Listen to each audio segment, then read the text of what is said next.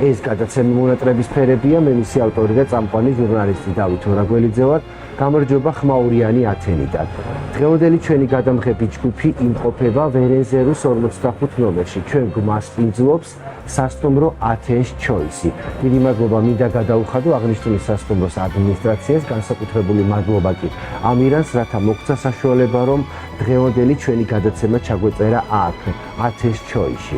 ათენში საერთაშორისო ფესტივალში მონაწილე თეატრალურმა ჯგუფებმა 3 ულამაზესი კუნძული მოინახულეს. ესენი იყო იდრა, ეგინა და ოროსი. ეს არის ქართველი ემიგრანტი თეონა ნაცვალაძე, რომელმაც უზრუნველყო 3 ულამაზესი კუნძულის მონახულება ჩვენი გადამღები ჯგუფისთვის და თეატრალური ჯგუფებისთვის, რომლებმაც საერთაშორისო ფესტივალ დიონისე 2025-ში მიიღეს მონაწილეობა. გამარჯობა თეონა, დიდი მადლობა რომ გამონახე დრო და იღებ გადაცემა მონატრების ფერებში მონაწილეობას. გამარჯობა, მოგესალმებით ბატონო დავით, მოგესალმებით თქვენს მსმენელს. ძალიან მოხარული ვარ მეც თქვენი სტუმრობით, თქვენი დახვედრით. მრავალ ბედნიერ მოგზაურობას გისურვებთ და წარმატებებს თქვენ საქმიანობაში. თქვენ დაგეგმეთ შემეცნებითი ტური, რომლის ფარგლებში ჩვენ მოვინახულეთ 3 ულამაზესი კუნძულის საბერძნეთის. ზოგადად როგორ ხდება აი ამ კუნძულებზე მოხვედრა და რა საქმიანობთ აქ ათენში? ჩვენ გვაქვს არასამთავრობო ორგანიზაცია, რომელიც შემეცნებით ტურებს მოლოცვებს გეგმავს ქართველი ემიგრანტებისთვის. ყოველ კვირადღეს სახმელეთო ტურების ჩათვლით, ეს არის ავტობუსით, ხოლო ყოველდღიურად კრუიზით ვცდილობთ გემით 3 კუნძულზე გავიყვანოთ. ეს არის 12 საათიანი ტური, დილის 8 საათიდან საღამოს 8 საათზე და ძალიან გადაღლილი ემიგრანტებისთვის იყოს ეს რომ იყოს მაგალითად განტვირთვის ერთ-ერთი საშუალება. ეს დღე იმდენად დადებითად მოხდავს ნებისმიერ ემიგრანტს, რომ როდესაც სამსახურში ბრუნდებიან, ყოფნით ის ემოციები, შთაბეჭდილებები, რომ უფრო მარტივად იმუშაონ, განაგრძონ მუშაობა თავის მისიის შესრულება, რითაც არიან აი ამ სამსახურებში. ძირითადად თავიდან დავიწყეთ ადგილობრივ სეგმენტზე, ანუ ათენში მცხოვრები ემიგრანტებისთვის, მაგრამ მე უკვე დაგვიკავშირდნენ საქართველოდანაც, დაინტერესება გამოთქვეს ტურისტებმაც და ყველას თანაბრად, რა თქმა უნდა, როგორც შეგიძლია, ვაძლევთ რჩევებს, რეკომენდაციებს და ასევე უგეგმავთ ამ კრუიზის ტურს. რას მოიცავს კრუიზი, უფრო ფართოდ რომ გავაცნოთ ჩვენს აუდიტორიას? კრუიზი მოიცავს ათენთან ახლო აგროსარონიკოს ფარგლებში 3 უახლოესი კუნძულის მონახულებას, ესენია იდრა, პოროს, ეგინა. იდრა არის გამორჩეულად მსოფლიოში ყველაზე ეკოლოგიურად ცნობილი კუნძული, იმიტომ რომ არ არსებობს გამონაბოლქვი. თქვენ იყავით იდრაზე და მოგეხსენებათ თანამედროვე ტაქსის ფუნქცია აქვს შეთავსებული ცხენებს, ვირებს და სრულიად გამართული ინფრასტრუქტურულად თანამედროვე კუნძულია, მაგრამ შენარჩუნებული აქვს ეკოლოგიურად სუფთა გარემო, იმიტომ რომ არ არსებობს გამონაბოლქვი. იდრა არის დაშორებული ათენიდან დაახლოებით 3 საათი. შემდეგ უკვე მოდის პორო, რომელიც არის ერთ-ერთი მარგალიტი ათენის თავისი სანაპიროებით და ისტორიით, ხოლო მესამე კუნძულია კუნძული ეგინა, რომელიც არის ყველაზე ახლოს ათენთან დაახლოებით საათნახევარი გემით, რომელიც არის სამშობლოვის ტაშკების, ასევე წვიდა ნექტარიოს ეძღვნება, რომლის პატივისცემითაც აიგო იქ ტაძარი, რომელსაც აქვს აია სოფიას არქიტექტურა, ოღონდ რა თქმა უნდა მცირე მასშტაბით და ლუსკობაში, მონასტრის ლუსკობაში, მარმარილოს ლუსკობაშია დაბრძანებული. დღესაც ეს წმინდა ასევე 2 საათი შეგიძლიათ გაათვალიეროთ, ქალაქის ინფრასტრუქტურა ნახოთ, გაიცნოთ ქალაქის არქიტექტურას, მის ისტორიას, გაგრილდეთ ფირუზისფერ ზღვაში და ასე შემდეგ. შემდეგ კი უკვე გემში იწყება გასართობი შოუ, რომელიც გადმოსცემს საბერძნეთის ყველა კუთხის ქორეოგრაფიას, ნაციონალური ბალეტია ჩართული ამ საქმეში, ცდილობენ მგზავრების კარგ და მხიარულ განწყობაზე, როცა ვისმენთ უცხოურ რეპერტუარებს, რატომაც გული დამწყდა, რომ რატომ არ უნდა ისმოდეს იონიის ზღვაში და ეგეოსის ზღვაში ქართული, ანუ მქონდა ეს ამბიცია და ამიტომ სიამაყით ვუთხარი ვთხოვე ადმინისტრატორს, რომ დაემატებინათ ქართულიც და მას შემდეგ გაიჟღერა უკვე ქართულმაც ამ გემზე. ეს ძალიან ახარებს ჩამოსულ სტუმარს, რომელიც არ ელოდება და მისთვის სიურპრიზია, რომ აი ეგეოსის ზღვაში უცებ მოესმის ხმამშობლიური და თავს უკვე გრძნობს უფრო შიდაურულ გარემოში. სანამ უშუალოდ თეო ეს ტურები იქნებოდა, იყო ემიგრაციის რთული და გრძელი გზა. პირველად როდის იწყება შენი გზა ემიგრაციისკენ? ძალიან დიდი ხნის წინ დაიწყო სტუდენტობის პერიოდში 2004 წლის დასასრულს უკვე. დედა 1 წლის შემოსულიყო ემიგრაციაში, ჩვენ 3 დები ვართ, დედმამიშვილები, სტუდენტი ვიყავი მაგ პერიოდში. რატომღაც ვერ გადავლახე ეს მონატრება, ძალიან ვებრძოლე ჩემს თავს, იმდენად დეპრესია მქონდა, რომ იძულებული გავხდი, მაშინ არ იყო ვიზები, ძალიან რთულად გადმოვდიოდით. ძალიან ბევრი პრობლემა წავაწყდი, სანამ ათენში ჩამოვიდოდი, მაგრამ წელიწადი და 3 თვეში შევხვდი დედას, იმიტომ რომ ფიზიკურად ვერ გადავრჩებოდი, რო არ შევხვედროდი და არ მენახა. გავიარე ცოტა ხანი ის გზა, რასაც დედა გადიოდა. აი რომ მომიყვა ის დღე, როდესაც ჯერ დედას აცილებთ ემიგრაციაში შვილები და იცით, რომ გარკვეული პერიოდი ვერ ნახავთ. ეს დღე არასოდეს არ დამავიწყდება და გასახსენებლათაც ძალიან რთულია, როდესაც სახლში დავბრუნდით და ცარიელი სახლი დავხვდა ბებოსთან ერთად. იმიტომ რომ მამა ადრეულ ასაკში დავკარგეთ 39 წლის ტრაგიკული შემთხვევით დაიღუპა და დედას დარჩა 3 ობოლი. იქიდან გამომდინარე საქართველოს ეკონომიკური მდგომარეობა იყო გაუსაძლისი მაგ პერიოდში, რაც კი დანაზოგი ქონდა მამას, რა თქმა უნდა, სტუდენტები ვიყავით და დაიხარჯა ძალიან მალე. დედამ გადაწყვიტა, რომ წამოსულიყო ემიგრაციაში ისევ ჩვენსგან. და დღემდე უკვე ისიც დაახლოებით 21 წლის ემიგრანტია, მთლიანად თავის ცხოვრება მოგვიძღვნა ჩვენ. 3 შვილის განათლებას, 3 შვილისთვის მიცემას იმ ყველაფრისაც, რასაც შეიძლება 2 მშობელი ვერ აძლევდეს თავის შვილს საქართველოდან, რა თქმა უნდა. გზა საქართველოდან ათენამდე როგორი იყო? ურთულესი იყო, ნახევარი გზა, თითქმის დამალული გადმოვედით უჟანგბადოთ. მაგრამ ის იმედი, რომ 10 საათი, როდესაც გვეუბნებოდნენ, რომ 10 საათი თქვენ ჟანგბადი შეიძლება არ გქონდეთ, ყველა რისკს ეწავედით რა, შეიძლება ცოცხლები ვერც ჩამოსულიყავით, მაგრამ თითქოს ის ძალა, რომელიც ემიგრაციიდან მეძახოდა და მელოდებოდა, გამოძლებნა. ჩამოხვედი და შეხვდი დედას. როგორი იყო წელიწადი შემდგომ? და პირველი შეხვედრა იყო ესეთი, რომ ისევ ერთად ვართ. ჩავეხუტეთ ერთმანეთს. პირველი რაც იყო, აბასაც წაგიყვანო ეხლა, რომ ადგილობრივ რა დააგემოვნოთ, რა გაინტერესებს და არა მეთქი, ჯერ შენთან მინდა მეთქი ვისაუბროთ, არაფერი არ მინდა, როგორ ძალიან ემოციურია ჩემთვის იმ დღის გახსენება რა, მაგრამ შემდგომ როგორ იწყება ქართველი ემიგრანტის ცხოვრება უცხო მიწაზე? ძალიან მალე თქვენ ცხოვრობთ უსაბუთოდ, ცხოვრება საბუთის გარეშე ათენში. ბევრი ტყუილი, ბევრი გადაყრილი თანხა, რა თქმა უნდა, თაღლითებთან, რომლებიც იბრალებდნენ, იყვნენ თითქოს ადვოკატები, ბევრი იმედგაცრუება, შემჯერ ჩემი კუთვნილი თანხის მოთხოვნის დროს მუქარა, რომ თუ თანხას მოგთხოვთ, ჩვენ შეგვიძლია თქვენ დაგადეპორტოთ, დაგიჭერთ, იმიტომ რომ უსაბუთო ხართ, რა თქმა უნდა, ეხლა თქვენ ვეცლებოდით და ვკარგავდით და ვეგუებოდით იმ მოცემულობას, რომ აუცილებლად უნდა გავაკეთოთ საბუთი, იმიტომ რომ გადაადგილებისთვის ვერ იარსებებს საბერძნეთში, აუცილებლად უნდა იყო ლეგალი, იმიტომ რომ არ იცი რა დროს გაგაჩერებენ და რა დროს გაგიშვებენ სამშობლოში. სამშობლოში წასასვლელად მაშინ ძალიან რთული იყო, არა მარტო მე და რამდენი ემიგრანტია, უკვე საბასიათოს ემიგრანტია და იმ პერიოდებში სჭირდებოდა ყველა სახის გამომუშავება, რომ ისევ სამშობლოში გაეგზავნათ და ოჯახებს დახმარებოდნენ. ასე რომ ღმერთმა გამომიგზავნა ერთ-ერთი ადვოკატი, რომელიც საკმაოდ ცნობილია ათენში. ეს არის ლიცენზირებული, აკრედიტებული ადვოკატი, ქართველი ადვოკატი ნანა აბულაძე, რომელთანაც ჩემი მეგობრის რეკომენდაციით მივედი. უკვე 3 იმედგაცრუების შემდეგ, როცა გადავიხადეთ, პირველი იყო 900 ევრო, მერე გადავიხადე 600 ევრო, მერე გადავიხადე 400 ევრო და ყოველთვის მეუბნებოდა, რომ ეს ყველაფერი ყალბია, ეს ყველაფერი ყალბია, ის არ იყო ადვოკატი, ის იყო უბრალოდ შუამავალი, ის იყო თაღლითი, ტელეფონებს თიშავდნენ და მითხრეს, რომ თქვენ მიმართეთ ნანა აბულაძეს. თუ თქვენი საბუთი გაკეთდება, გააკეთებს მხოლოდ ის, თუ არ გაკეთდება, თანხასაც არ გადაიხდით.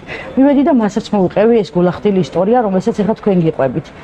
არ ვიცი რა თვალით შემხედა, არ ვიცი რა თვალით შევეცოდე ჩემი ისტორიიდან გამომდინარე, ანუ მე რა თვალით მივიღე და რატო ვენდი ამ ადამიანს, მეუბნება, რომ ხვალ დილით ჩვენ მივდივართ საემიგრაციო დეპარტამენტში ჩემთან ერთად. იმ მომენტში, როდესაც თვითონ იმდანად დატვირთული რეჟიმი აქვს უამრავი სასამართლო და ძალიან ბევრი ქართველი მომხმარებელი დაჰყვებიან ხოლმე ძირითადად მის სანამშრომლები. მისი მდივანი, ან პრაქტიკანტი და ასე შემდეგ, მაგრამ რატომღაც გადაწყვიტა, რომ მეორე დღეს რო გამყვა. და უკვე როცა თვითონ გამყვა და შევედი თანაბეჭდები ჩავაბარეთ, გამოვიდა და მომილოცა და დღიდან უგეშენიაო, არც თაღლითის ხელში მოხვდი და შენ უსაფრთხო ხარ საბერძნეთში. იმის შემდეგ უკვე კანონით შეგვეხო და ლეგალები გავხდით მე და მთელი ჩემი ოჯახი. ასე რომ ქალბატონ ნანას დამსახურება ის რომ მე თავაწეული და ამაყად უშიშრად დავდიოდი შემდეგ ათენის ქუჩებში. პირველი სამუშაო თეო რომელი იყო? პირველი სამუშაო იყო ტყუილ ბავშვებთან. მე მაშინ შვილი არ მყავდა, მაგრამ რატომღაც გადავწყვიტე რომ ბავშვებთან ურთიერთობით დამეწყო, იმიტომ რომ იმ ასაკში ჩემ ასაკთან შესაბამისი 22 წლის ვიყავი, მოხუცთან რატომღაც გამირთულდებოდა, არ მქონდა პრაქტიკა მოხუცთან როგორ უნდა მომუშავა. ეს უფროს ქალბატონებს და ჩემი დედის ასაკის ქალბატონებს შეეძლოთ. წავედით ტყუპებთან მაროში ვიმუშავე, დაახლოებით ნახევარი, ძალიან კარგი გოგონები მყავდნენ. უკვე გამოჩნდა მეორე უკეთესი შეთავაზება, ბუდიში მოუხადე ოჯახს, თხოვე რომ შემცველი მალე მოეძებნათ, რა თქმა უნდა, მანამდე არ დამიტოვებია ეგ ოჯახი და დავიწყე მუშაობა უკვე ინტელექსპრესში, ინექს გრუპის განყოფილებაში. ეს არის ერთ-ერთი ცნობილი კომპანია, რომელიც უზრუნველყოფს ტრანსპორტირებას თანხის ამანათების საქართველოში. მოვიკითხავ ყველა ჩემს ძველ კოლეგას და კიდევ ერთხელ მადლობას ვუხდი ამ კომპანიის დასაქმებისთვის. თეო, რამდენი წელია არიყავი საქართველოში ნამყოფი? როდესაც შენ ემიგრაციაში ჩამოხვდი? 7 წელი არ ვიყავი საქართველოში ნამყოფი. 7 წლის შემდეგ წავედი. ამ 7 წლის განმავლობაში რა გენატრებოდა ყველაზე მეტად? ყველაზე მეტად მამის საფლავი მენატრებოდა. დედმამის შვილებიც რა თქმა უნდა, მაგრამ მამის საფლავი. საფლავმა ისეთი მონატრება იცის ენით აუღწერელი, აი როგორც სამშობლო გენატრება, ესე გენატრება მამის საფლავი, რომელსაც ვერ ეხები და ისე ხშირად ვერ მიდიხარ, როგორც საქართველოში ყოფნის დრო სახერხებდი. საშინლად და დღემდე არა მაქვს ეს მონატრება, იმ როდესაც ჩავფრინდები ხოლმე, არ ვიცი წესად თუ რუტინად დამჩემდა, ჯერ აეროპორტიდან ამყავს ტაქსი აუცილებლად, სადაც არ უნდა მიმეჩქარებოდეს, შვილებიც რომ ელოდებოდნენ სამშობლოში, სახლში ჯერ მივდივარ სასაფლაოზე, ვნახავ თითქოს შეგრძნება მაქვს ისეთი, რომ მიტოვებულია და გულდაწყვეტილია ჩვენზე, რა თქმა უნდა, ჩვენი სურვილის მიუხედავად, რომ მასთან ხშირად ვერავდივართ. გავდივარ სასაფლაოზე და შემდეგ ბრუნდები სახლში. მე რა ნათესავებში და ასე შემდეგ. როგორი ფერი აქვს მონატრებას? ნაცრისფერია, ძალიან ცევდიანი აქვს მონატრების ფერები, რაც უნდა ღია სამყაროში ვცხოვრობდეთ. ის სამშობლო ყოველთვის მუქ ფერებში დაგვსდევს, იმიტომ რომ იქ არა ვართ, როცა გვინდა. იქ არა ვართ, როცა გვენატრება და იქ არ შეგვიძლია წასვლა მაშინ, როცა გვინდა. მიუხედავად იმისა, ეხლა უკვე საბუთები გვაქვს, ლეგალიზება მიღებული გვაქვს, შეგვიძლია თვითმფრინავის ბილეთი ავიღოთ, მაგრამ უკვე აქ სხვა პასუხისმგებლობები გვაქვს, შვილები, სამსახური და ესე ჩვენს ნებაზე არ შეგვიძლია რომ ავდგეთ და როცა გვინდა წავიდეთ. როგორია ქართველი ემიგრანტის ცხოვრება უცხო მიწაზე? ძალიან რთული, მაგრამ გმირობის ტოლფას, იმიტომ რომ ყველას ერთულებს მაინც ლახავს ქართველი ემიგრანტი. რანაირი სიმძიმის არ უნდა იყოს ეს ერთულება. ამიტომ ყველა ქართველი გმირია და შემდეგ ემიგრანტია. რა გასწავლა ემიგრაციამ? ემიგრაციამ ძალიან ბევრი ცხოვრებისეული გამოცდილება, თუმცა მასწავლა პირველ რიგში სირთულეების გადალახვა მასწავლა, რა თქმა უნდა. მასწავლა ის, რომ ყველას და ყველაფერს არ უნდა ენდო. ჩემი თავის ფასიც მასწავლა, თვითდაჯერებულობა მასწავლა, ერთგულება მასწავლა, თანამემამულის მიმართ უფრო დიდი სიყვარული მასწავლა, დახმარების და შემდეგ დახმარების მიღება მასწავლა, იმიტომ რომ ჩვენ აქ ყველა ერთმანეთს ვეხმარებით და ფაქტიურად ერთი მეორის ხიდი ვართ, ესე რომ ვთქვა. რა წაგართვა ემიგრაციამ? წლები წაგვართვა, ყველაზე ლამაზი წლები, ანუ ეს არის აბა ეხლა უკვე 20 წელი გავიდა, 22 წლის ჩამოვედი და უკვე 42 წლის ვარ.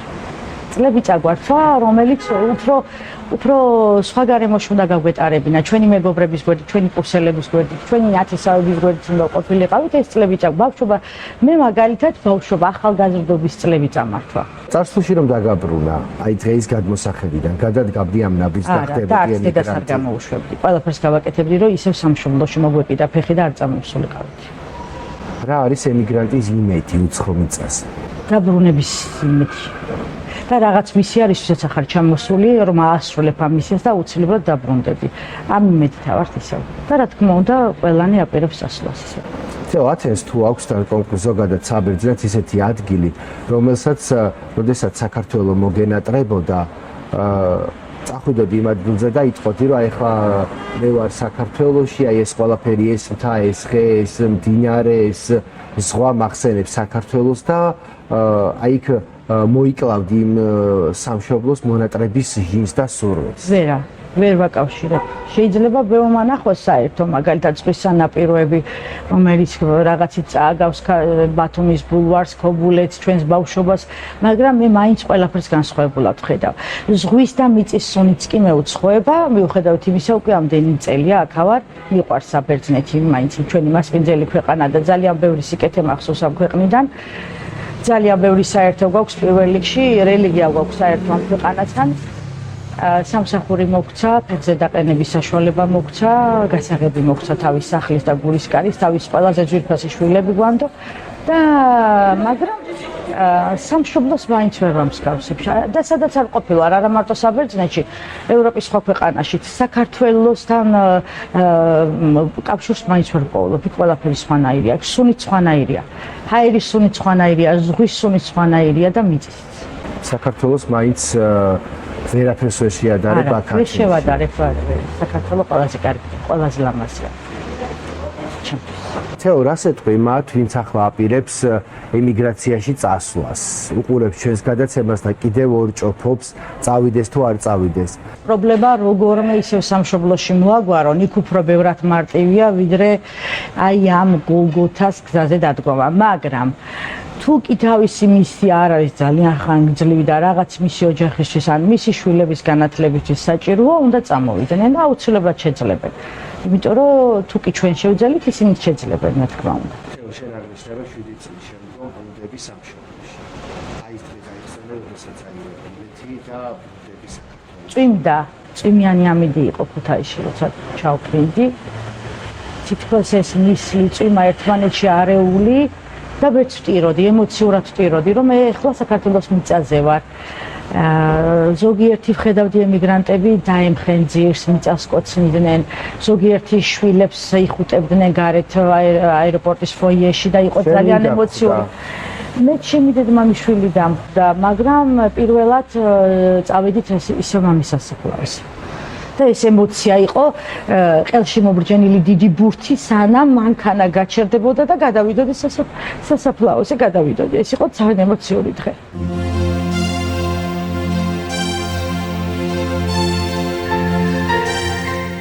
რამდენი ხანი გაატარე საქართველოში? საქართველოში დაახლოებით 2 თვეზე მეტი დავრჩით, იმიტომ რომ ჩვენ საბუთი აგვს ხვდავდა, საბუთი ვისაც აქვს 6 თვე შეუძლია სამშობლოში ყოფნა და შემდეგ წამოვიდეს ისევ საბერძნეთში. თეო, რატომ ხდება, რომ ქართველი ემიგრანტების დიდი ნაწილი უკან დაბრუნებას ვერ ახერხებს? იმიტომ ხდება, რომ სამწუხაროდ ცხოვრების დონე იზრდება, ხარჯებიც იზრდება, ფასებიც იზრდება, სხვა თაობები მოდის იქ უკვე ერთვება მათი მეორე თაობის, მესამე თაობის განათლების პრობლემა შემოდის. ან უნდა დააფინანსონ მათი განათლებაც. როდესაც გადაიხდიან იმ პასუხისგებლობას, იმ ვალს, რაც აქვს, მე უკვე ცდილობენ, რომ მარტო ვალისთვის ვიწვალეთ, ეხლა იქნება რაღაც შევიძინეთ, რომ წელში გამართული დავბრუნდეთ სამშობლოში და ვიცხოვროთ ამ ჩვენი ოფლით მონაპოვარში და შევირგოთ ციბერე მაინც. ამიტომ ვერ მიდიან. ზოგი დაოჯახდა საბერძნეთში, ზოგს უკვე შვილები ყავს, აქ სწავლობენ, ბაღში დადიან, სამსახურები აქვთ, საბუთის გამო ვერ მიდის ზოგი. აი ამიტომა ეს ჯერჯერობით პრობლემა მოუგვარებელია. თავად თუ ყავს თეო ოჯახი და როდის მოიცალე პირადი ცხოვრებისთვის? 30 წლის ასაკში. 30 წლის ასაკში შევკმენი ოჯახი, მყავს 2 ვაჟი, 12 წლის და 3 წლის. შვილები საქართველოში თუ საბერძნეთში? საბერძნეთში მყავს, მე ჩემი ოჯახი საბერძნეთში მყავს. დედაც აქ მყავს, ოჯახით ჩემი ერთ-ერთი დაც აქ მყავს, ჩამოვიყვანე, ანუ ყველაზე პატარა და ჩვენთან ერთად ცხოვრობს. მადონა ხომ თქვენი და რომელიც გემზე გმასპინძლობდა, ყურადღებას იჩენდა თითოეული ჩვენი სტუმრისთვის და განსაკუთრებულად ჩვენთვის და მოკლედ მადონას მინდა დიდი მადლობა გადაუხადო, რომელმაც ყურადღება არ მოადუნა ამ 12 საათის განმავლობაში და ნამდვილად საინტერესოა, როდესაც უცხო გარემოში ხვდება ადამიანი, რომელსაც უბრალოდ ქართულად სთხოვდა ხმარებას და ქართულადვე მიიღე პასუხს. ჩვენს ერთ-ერთ გზავს ტელეფონი დარჩა კუნძულ იდრაზე და თეონასი და მისი დის დიდი ყურადღებით მოხდა ის, რომ ტელეფონი დაუბრუნდა ისევე ჩვენს მგზავს, რადგან მოგეხსენებათ, რომ როდესაც კუნძულიდან კუნძულზე მიდიხართ, იქ გემზე რომ ჩამოდიხართ, უნდა აღინიშნოს, რომ იდგმება საათი, სადაც კონკრეტულ დროს უნდა მოხვიდეთ, თორე გემი ნამდვილად ვერავის ვერ დაელოდება და ის დატოვებს კუნძულს. აქედან გამომდინარე, ჩვენ გემზე აღმოვაჩინეთ უკვე უცებ კუნძული დავტოვეთ, რომ ტელეფონი არ ჰქონდა ჩვენ ერთ-ერთ მგზავს და აქედან გამომდინარე, მოკლედ თეონას და მადონამ ყველაფერი შეძლო, რომ რამდენიმე დღეში მოკლედ ეს ტელეფონი წარმოგიდგენთ იდრაზე ხელუხლებლად იდო და ანუ გემის კაპიტანს ჩააბარეს ეს ტელეფონი და მოკლედ უნებლად დაგვიბრუნდა გაფრენის წინ და მადლობა მოკლედ მადონას ასეთი გულისხმერებისათვის, პატივისცემისთვის და ნამდვილად მინდა ვთქვა, რომ ქართველები ერთმანეთს უცხო მიწაზე ნამდვილად ვუდგავართ ერთმანეთს და აქვე ხო მინდა აღვნიშნო, რომ უამრავგან ვარ ნამყოფი, მაგრამ ათენში ვნახე ერთ მუშტად შეკრული ქართველი ემიგრაცია, როგორ ერთმანეთს უდგან, ანუ მხარში სამსახურია, თუ გაჭირვება, თუ ლხინია, როგორ ყველა ერთად ძალიან გავოცდი, იმიტომ რომ აქ ყველას როგორც თქვენ აღნიშნეთ, გაქვთ მისია, რომ რაღაც თქვენი პრობლემები მოაგვაროთ და ყველას აქ დროულად დაბრუნების სურვილი სამშობლოში.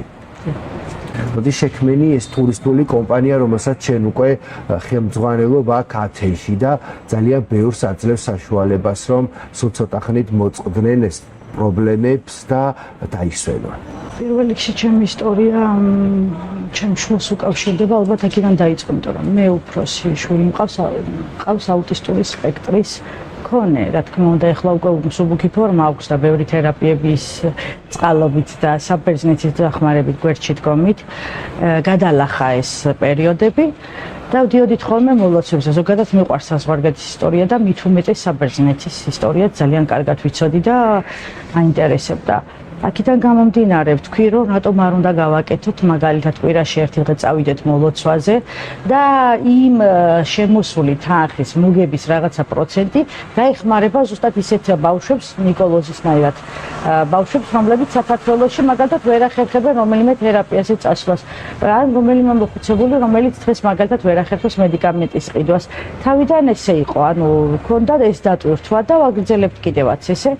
საქველმოქმედო მისით დავიწყე და შემდეგ უკვე გავეცანი, მქონდა პარტნიორებთან მოლაპარაკებები, დავდეთ კონტრაქტები და მხოლოდ კოვიდის პერიოდში, როცა საქართველოში ვიყავით და მოგვიწია იმ შვალეთში 2-3 წლის განმავლობაში წასვლა, მაგ შემთხვევაში შევწყვიტეთ და მე თვითონ ვიყავი ინიციატორი, რომ შემეწყვიტა, იმიტომ რომ არ შემეძლო მე მიმიღო მონაწილეობა მაგალითად ვირუსის გავრცელების თუნდაც 1% ყოფილიყო ჩემი ბრალი. და შემდგომ მოკლედ ისევ განაახლე და რა ტიპის ტურებს თავაზობ შენ მომხმარებელს? ეს არის ორი სახის სეგმენტზე გათვლილი, ახალგაზრდების დასრულებიც, ბავშვებიც. უფრო ჩვენი უფროსი ასაკის მშობლების ასაკისას უფრო აინტერესებს მოლოცვები, იმიტომ რომ ისინი დადიან, ლოცულობენ თავიანთ ოჯახებზე, წმენაში არიან უფრო მტკიცედ. ასევე ახალგაზრდებისთვის გვაქვს შემეცნებითი ტურები. ესენია გასართობი არქეოლოგიური ძეგლები, საბერძნეთის ღირსშესანიშნავი ადგილები, მუზეუმები, მღვიმეები თუ ასე შემდეგ. როგორ უნდა დაგიკავშირდეს ადამიანი, რომელსაც სურს რომ მიიღოს შენს ტურში მონაწილეობა? ეს იქნება სამომლოცველო, შემეცნებითი თუ გასართობი ტური? Facebook გვერდზე გვაქვს ჩვენი ორგანიზაციის GeoGrek-ის სპეციალური ბიზნესურ გვერდი, რომელზეც შეუძლიათ იქნებ საკონტაქტო ნომრები დაგვიკავშირდნენ, GeoGrek-ი ექსკურსიები, ტურები, კრუიზები ათენიდან, ესე ქვია, მსოფლიოს ნებისმიერი კუთხიდან შეუძლიათ გვაძლევს ახლა ინტერნეტ სივრცე მაგის საშუალებას, რომ დაგვიკავშირდნენ ინტერნეტით. ტურები რა პერიოდში იმართება, წელიწადის რა დროიდან იწყება, განსაკუთრებით გემის ტურზე მაქვს საუბარი საკრუიზო და როდის თავდება? გემის ტური ოქტომბრის ბოლომდეა აქტიური ფაზა. მთელი წელი დადის, მაგრამ მომხმარებელი არის უკვე მარტიდან ოქტომბრის ბოლომდე. როდესაც ძალიან დიდია მოთხოვნა აი ამ გემზე ფაქტურად ყოველდღე. გემზე არა მარტო ქართველები, მსოფლიოს სხვადასხვა კუთხიდან ჩამოსული ევროპის ტურისტები არიან, მათ შორის ამერიკა, კანადიდანაც აქვს სტუმრები და დაახლოებით ყოველდღე 500 ადამიანი ადის ამ გემში კუნძულების მოსანახულებლად, მაგრამ მათ შორის აუცილებლად ყოველდღეა ქართველიც. რას ეტყვით ჩვენს ქართველ ემიგრანტებს, რომელიც სამწუხაროდ ძალიან ბევრი ყავს მსოფლიოს სხვადასხვა წერტილში მიმოფანტული? რწმენას უსურვებ, ფიზიკურად ჯანმრთელობას უსურვებ, რომ ის მისიაში ასრულონ ისიც არიან, მოთმინებას უსურვებ, აი ამ მონასტრების და ნოსტალგიის გადალახვას და აუცილებლად ბევრი ესაუბრო ღმერთს. როცა მოენატრებათ ოჯახი, შვილი, ესაუბრო ღმერთს. ის არის ყველაზე მჭიდრო კავშირი, რომელმაც შეიძლება დააბრუნონ თავიანთ ოჯახებში მალე. და რა თქმა უნდა, თავისი მისიით, შესრულებული მისიით და წარმატებით. და ბოლოს რას გვისურვებთ ჩვენ გადაცემა მონატრების ფერებს, რომელიც ქართველი ემიგრანტებისთვის შევქმენი და მათ ხმას მე მსოფლიოს ვაგონები. პირველ რიგში მადლობას მოგახსენებთ ამ გადაცემისთვის. ეს არის ძალიან სამშობლოსთვის პირველ რიგში ჩვენი ქვეყნისთვის და ჩვენი ემიგრანტებისთვის ძალიან შვების თავისი გულის თქმის გამოხატვის ერთ-ერთი საშუალება ხმა სამშობლოდან ძალიან შორს, რომელიც თქვენ ჩაგაქვთ ჩვენ სამშობლოში და თითოეული ემიგრანტის ხმას მის შვილებს, მის ოჯახს და ჩვენ სამშობლოს თანამემამულეებს გადასცემთ. ამისთვის დიდი მადლობა, თქვენ ძალიან ბევრს შრომობთ, დადიხართ სხვადასხვა ქვეყნებში, ხვდებით ემიგრანტებს და მათი გულის ტკივილი თუ სიხარული მიგაქვთ სამშობლოში. ბევრ ერთგულ მაყურებლებს გისურვებთ, ბევრ წარმატებულ ვიდეო ეთერს გისურვებ. ძალიან მადლობა მინდა გადაგიხადოთ, რომ დაგვითმეთ, რომ დამიიღეთ გადაცემაში მონაწილეობა. თქვენ უყურებთ გადაცემას მონატრების ფერები, მე მისი ავტორი და წამყვანი ჟურნალისტი დავით ორაგველიძე ვარ. დღევანდელ ჩვენს გადამღებ ჯგუფს მასპინძლობს ქალაქ ათენში სასტუმრო Athens Choice, რომელიც მდებარეობს ვერენზერუს 45 ნომერში. დიდი მადლობა მინდა გადაუხადო აღნიშნული სასტუმროს ადმინისტრაციას მასპინძლობისათვის, რათა მოგცა საშუალება, რომ დღევანდელი ჩვენი გადაცემა ჩაგვეწერა. შემოგვიერთდით სოციალურ ქსელ Facebook-ში, გამოვყევით Instagram-ზე და გამოიწერეთ გადაცემა მონატრების ფერების YouTube-ის არხი. გააქტიურეთ ზარის ლინკი, რათა ჩვენი არც ერთი გადაცემა არ გამოგრჩეთ. გადაცემა მონატრების ფერების ხილვა შესაძლებელია მაი ვიდეოზე და TikTok პლატფორმაზე. დიდი მადლობა მინდა გადაუხადო ყველა იმ ადამიანს, რომელმაც დღევანდელ გადაცემის დაგეგმვაში მიიღო მონაწილეობა. განსაკუთრებული მადლობა ჩვენს მთავარ ბრწყინვალე პროდიუსერს ქალბატონ ლიგია მუშკუდიანს, რომელიც ზრუნავს, რომ გადაცემა მონატრების ფერები იყოს ასეთი შემოქმედებითი და საინტერესო და თითოეულ ქართველ ემიგრანტს აძლევს საშუალებას თავისი გულის ტკივილი და მონატრება მსოფლიოს აჩვენოს. გადაცემა მონატრების ფერების გადამღები ჯგუფის მოგზაურობას მსოფლიოს მიმართულებით უზრუნველყოფს ტურისტული კომპანია დაგიწეველი. მე გემშვიდობებით რამდენიმე დღით, რამდენიმე დღეში ჩვენ კვლავ ხვდებით ერთმანეთს გადაცემაში მონატრების ფერები.